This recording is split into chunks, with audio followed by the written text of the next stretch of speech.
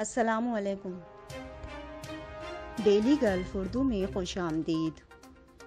अमारात ने गोल्डन रिहायशी स्कीम के लिए 6 माह के वीज़े का ऐलान कर दिया।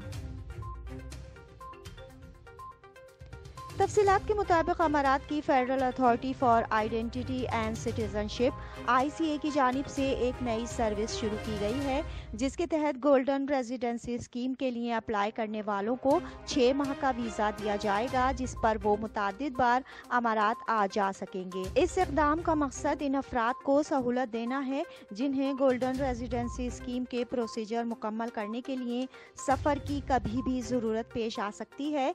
इस 6 माह के वीज़े की सूरत में उन्हें कागजी कार्रवाई मुकम्मल करने में आसानी हो जाएगी। फेडरल अथॉरिटी की जानिब से अपनी वेबसाइट पर बताया गया है कि इस 6 माह के वीज़े की फ़ीस 1150 दिरहम होगी और इसकी मुद्दत में एक बार तजदीद हो सकेगी।